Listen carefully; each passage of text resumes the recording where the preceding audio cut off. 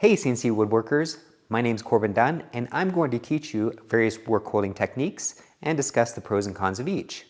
Here's an overview of the chapters: low profile toe clamps, slotted wood top clamps, scrap wood clamps, metal top clamps, cam style side clamps, wedge side clamps, double side tape, CA glue and blue tape, screws and nails. At the end, I'll discuss a few more options for things that I have not tried yet.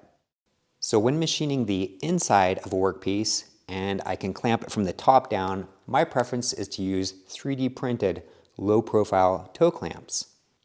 So let me show you these if you haven't seen them. They are just a 3D printed piece of plastic. You take one of these T-bolts and the T-bolt can fit into it. This is just a simple handle and it's just got a 1/4 nut embedded into it. You can optionally drop a washer on top and then screw it on. And usually once you put it on, I don't take it off. So it always kind of lives like this. I should emphasize that you don't have to use the T-bolts. You can just use a 1/4 nut because 1/4 nuts will fit into T-slots. They just don't travel as freely. The T-bolts move really nicely without any binding. So when I'm putting a workpiece down, I usually use 3 dogs to locate it. That way I know my origin and come to it again and again. And put my workpiece down. I can push it against my dogs, loosen these guys up, tighten them down.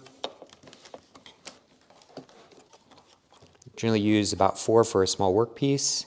If I'm worried about hitting the tops of these guys, the handles, they can kind of just come right off and you get even lower profile to avoid hitting anything. So the advantage of these clamps is that they are really low profile, so you don't have to worry about hitting them with your bit. And if you do hit them with your bit, they're plastic, so you're likely to not break anything. They are really cheap to print if you have a printer, because they're just printed out of PLA, and they're easy to make. Some of the disadvantages are that you will have to print up different heights for different size thicknesses of wood. You can use the smaller ones for larger pieces of wood by propping up things under them. They also have a limit, so depending on where your T-tracks are with relation to your workpiece, having a very long distance from the point of hold down force means it will flex up and they don't work very well like this. Now this is my design that I came up with for 3D printing and I sell the files for $4. But guys, don't buy my files. If you have any CAD experience, draw up the basic shape and design it yourself. There's just one trick to it, and the trick is really simple. You want to print them on the side because of the way the layers orient. It will add a lot of strength when you're trying to hold things down, and it won't delaminate. Next are slotted wood top clamps. So I used this style clamp for a long time before I got a 3D printer. They're just made out of a hardwood or a 3/4 inch plywood. Don't make them out of MDF. MDF will crack. And let me show you the basic size. So if you look at them, there's just a slight taper on the top to make a little bit more clearance for bits. It's got a slot in it. On the back is a pronged T-nut in a 1/4 hole, or sorry, a 1/4 inch hole. And these can fit a 1/4 bolt in it. So to use the guys, I put a bolt in the pronged T-nuts, and that's on the back side. Now, proper T-track bolts with this square head will slide a lot better, but regular 1/4 bolts will also work. So you can slide them into your T-track. You can now adjust the back height to be just slightly higher than your workpiece. And then the slot gives you a little bit of adjustment, and you just tighten them down.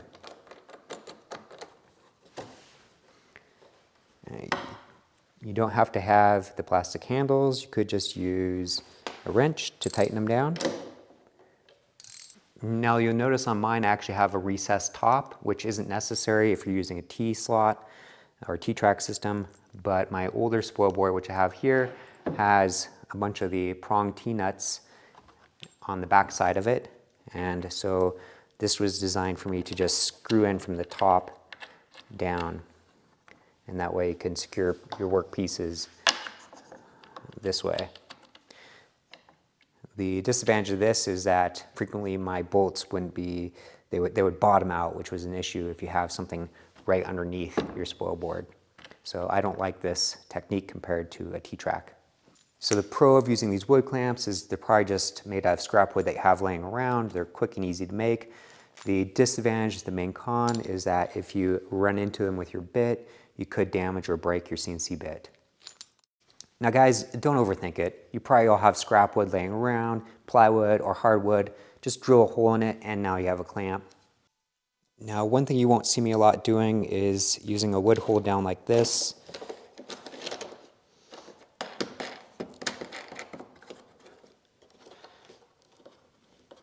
I see a lot of people doing this, and this will work to a point, but eventually with higher horsepower machines, the forces just aren't applied in the right direction. So you have a force going down here, you have a force here, and then you have a force here, and you're going to get better hold down strength if you can direct the force a little bit more in line with what you're cutting. And so I always like to have the backside supported. So I'll raise it up, and I'll put just a little piece of wood or something under the backside.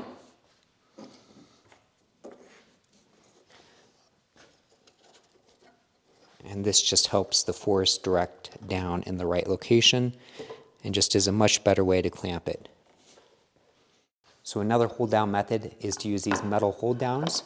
They are pretty easy to use. It's similar to a lot of the other techniques where you'll just insert a bolt into your T-track and you'll drop them down.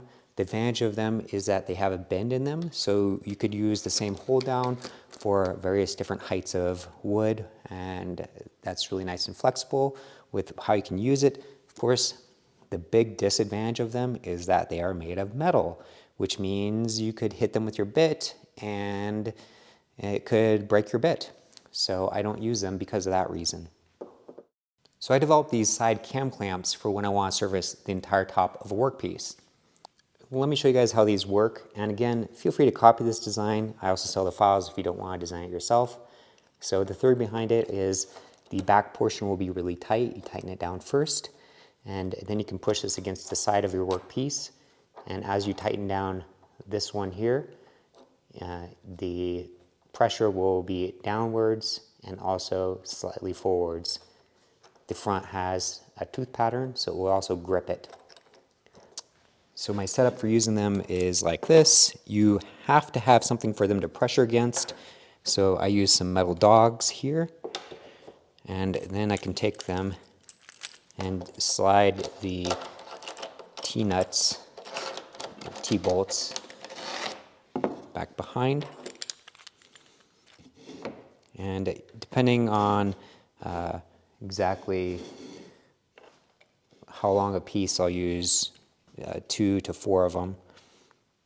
All right, so on the back side, push these guys against it tight. Tighten the back ones down. And now when I tighten the front ones, they're going to apply downwards and forwards pressure.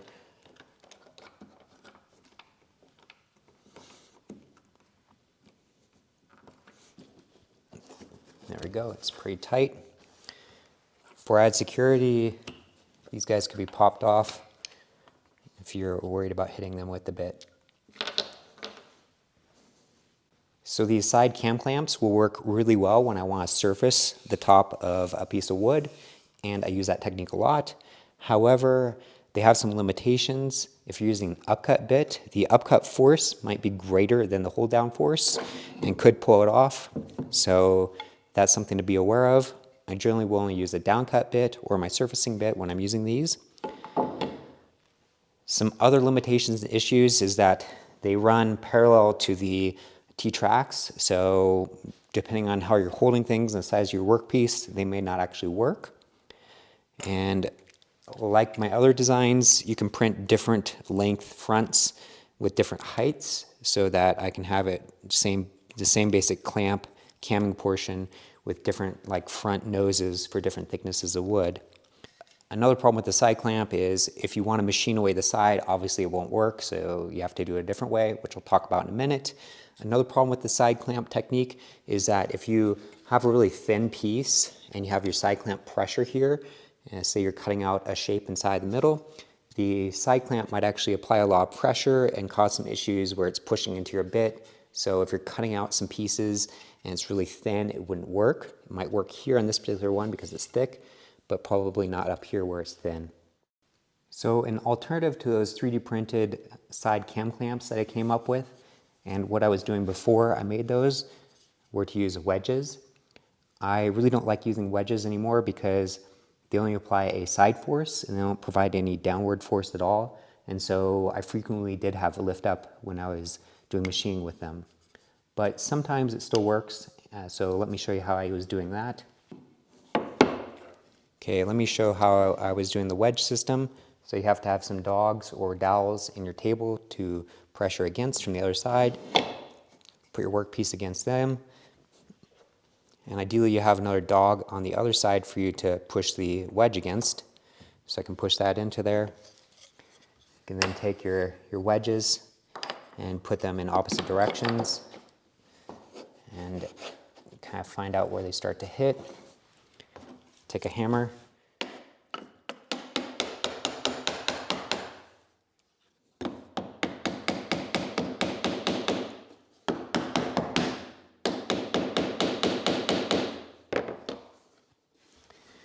And it's down there pretty tight now. So this does work. Again, I would only use a downcut bit. Using an upcut bit would definitely provide too much upwards lift. And one of the problems I see with this is it frequently lifts up a little bit when you wedge it. It also moves around a lot. It's difficult to get tight. Okay, if you don't have a dog on the back side to wedge against, you can really wedge against almost anything. So I'm just putting a 1/4 nut into my teach slots, and then I have a slide piece of wood, and then I can clamp this piece of wood down, tighten it nice and tight. Let's put it right about here. And so now this guy gives me a spot to wedge against. Now I can put my wedges in, maybe get a little closer, tighten it down. And now, like before, I can hammer this guy tight.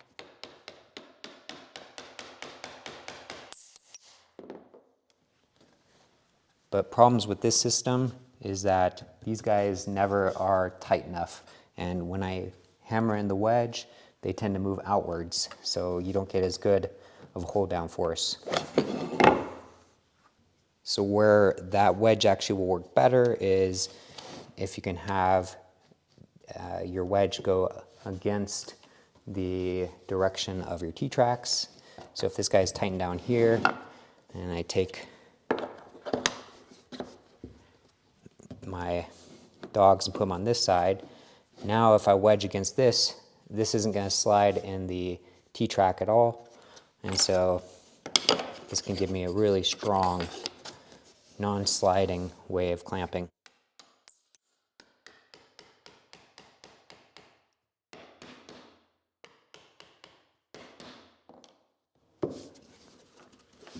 So that works pretty well. I'd probably clamp it on the backside with another wedge too if I was really going to do this. Using double-sided tape is my favorite way to hold on a workpiece when I need to machine away the entire shape and I can't hold it on the sides, or I want to use an upcut bit and do some aggressive work. Now at first I didn't like double-sided tape because if you do it wrong, it will come off. So I'm going to describe the way that I do it where it will not come separated. And for the type of tape, I really like this white IPG Intertape Polymer Group tape. It is easy to just rip it with your fingers and you can get started really easy. The alternative that a lot of people use is the X-Fasten tape. I don't like it as much because it's hard to rip, and I also find it's a little bit thick, and the thickness causes my piece to move a little bit. I prefer to use a mini Spoilboard that I can then clamp to my regular Spoilboard when I use double-sided tape, and I'll describe why in just a minute. And the first thing I do is to clean it really well. I just give it a quick wipe with some acetone, which will remove any dust and any fingerprints. I'm usually pretty generous with the amount of tape I use, and I generally start with too much tape and I can back off and use less if I find I'm getting a lot of adhesion. Now, a key thing to do is to scrape the tape down really hard before you remove the backing. This is essential.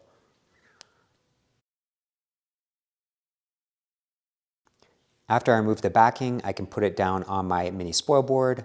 I generally just use some offsets to kind of roughly align it where it needs to be. And in this particular piece, I had some tape on the other side that I was using for the other operations, and I'm going to just remove it. Using a heat gun makes it a little bit easier to remove the tape. Now, the other essential thing is to briefly clamp it down really tight. This allows that other side of the double-sided tape to adhere to the spoil board really well. If I don't do this step, I won't get as good adhesion and it will sometimes come off. Now for my mini spoil board version, I just mount that to my CNC table using the toe clamps. And then for removing it, you can just use a wood wedge to kind of pound it out gently. Sometimes I do want to put a piece directly on my main spoil board, which I can't remove and can't clamp to, from underneath at least. And so what I'll do is I'll just briefly clamp it down with some of the other means I talked about earlier, like my 3D printed toe clamps or just some regular wood clamps. Clamp it down really tight briefly and then remove the clamps and machine away. Another reason why I like to use a temporary spoil board is because sometimes when I remove the double-sided tape with the wedges, it will pull a little bit of a chunk off. And it's better to have it on a temporary spoil board than your real spoil board. Blue tape and CA glue. I used to use this technique a lot, but now I've moved almost entirely to just using double-sided tape. Blue tape and CA glue will work well if you do it right. And so in general, I do the same techniques as what I did with the regular double-sided tape. So I will clean my work surface really well with some acetone, put some blue tape down, a whole layer. I'll scrape the blue tape down really hard. Then I'll squeeze out a thin layer of CA glue over the blue tape. I'll put my workpiece on the other side, and then I usually like to clamp it. Clamping it will just really help not have any problems. I've actually had this separate, and I think some of the reasons I've had blue tape and CA glue separate is because the CA glue was a little bit old. So over time, the glue oxidates and just doesn't adhere as well. And so because of those reasons, I kind of moved away from the blue tape and CA glue. Now, there are other more destructive ways to hold down workpieces. For instance, you could just use wood screws and screw directly from your workpiece into the spoil board, and that has several disadvantages. You might hit the screw with your CNC machine. Some people use brass screws to avoid that problem. The other problem I see is that it just damages your spoil board, meaning you have to resurface or remake your spoil board more often. And if you put a screw hole at the same location again and again, eventually that screw is not going to hold very well. So that's just another problem. And another problem is that when you screw into MDF, it tends to pull the fibers up a little bit, making your spoil board not be flat. So the next piece you put down is going to be raised up a little bit, which also can be an issue. So I don't like using screws. However, if you are doing a lot of sheet goods, you might want to consider getting a composite finish nail gun. These shoot essentially plastic nails from your workpiece into your spoil board. They don't damage the spoil board as badly as a screw would. And the plastic means that if you hit them with your bit, it's not going to really damage anything. I don't do a lot of sheet goods, so this isn't something I'm going to do. But if I did it a lot, I might consider that. So of course, the last thing to talk about are vacuum tables. And if you are doing a lot of sheet goods, then a vacuum table is probably one of the best ways to hold your workpiece down. However, they are pretty loud, they're expensive, and they're a little complex to set up if you have a DIY machine, but they do work really well. Something that I really want to look into is basically a smaller vacuum table. People have told me that you can get a vacuum chuck, and you can just isolate the vacuum to a small location. This might be perfect for a lot of the smaller work pieces that I like to do. So as usual, for all the things I'm talking about today, I'll have links down in the description with some more information about it, and definitely check it out. I'm interested to hear about ways that you like to hold things down. So if you have any good ideas that I haven't talked about, such as maybe circular oval cam clamps, let me know in the comments. I'd be interested to hear from you guys. Thanks and bye-bye.